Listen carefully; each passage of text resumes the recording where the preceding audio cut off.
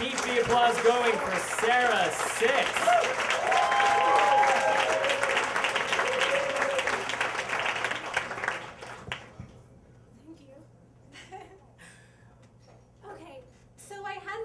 Fling in the summer of 2012 in spite of myself.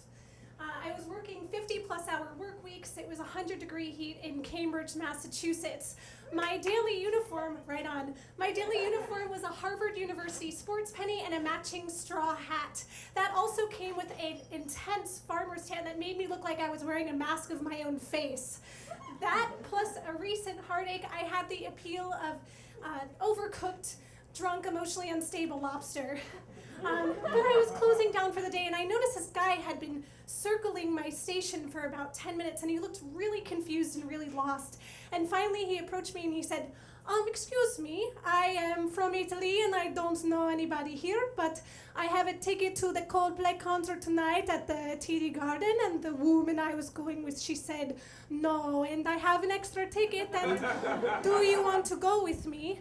And I know you can't tell by looking at me, but I'm not like a very avid risk taker.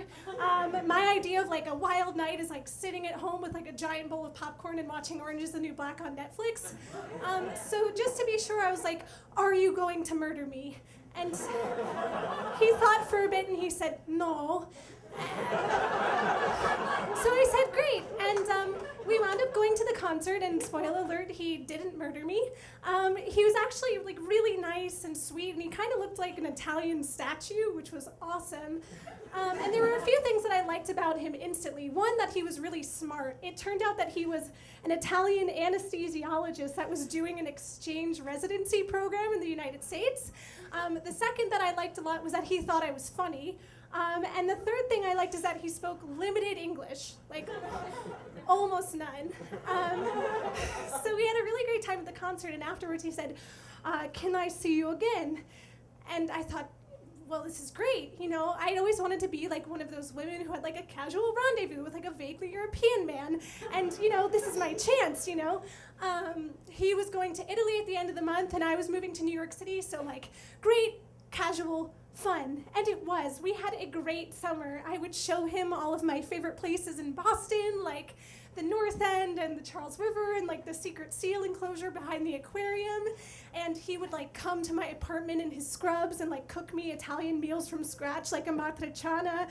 And like we would just sit on my rooftop and like talk for hours and drink wine about football and The Simpsons and like the inadequacies of the American healthcare system. And I thought, this is great. This is so easy and so much fun. And I was just so glad to have some light in my life.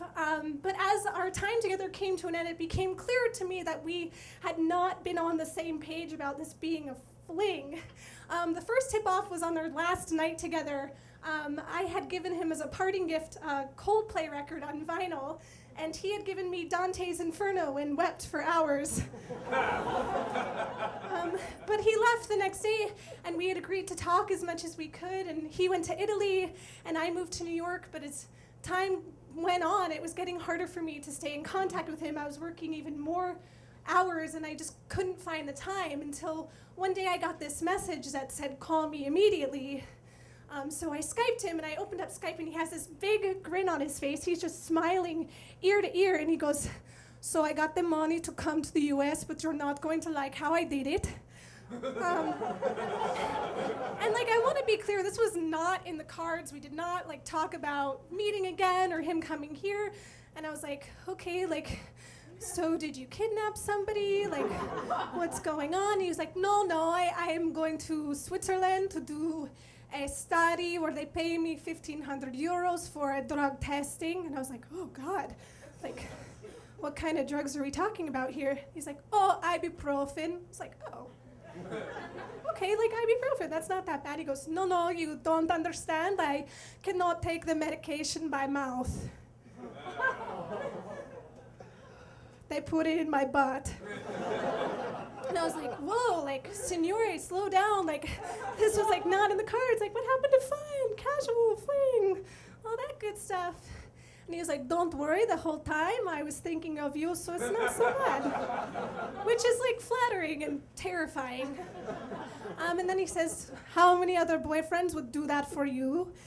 And I could safely say none at this point in my life. It's not like I have like a gaggle of guys that are just like lining up to like compromise their rectal integrity for me. Like, I don't know about you guys. So that conversation ended, and we, talked a little bit since.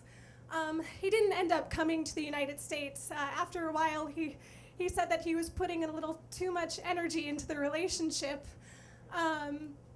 But I'll never forget what he gave me that summer. I learned a very valuable lesson.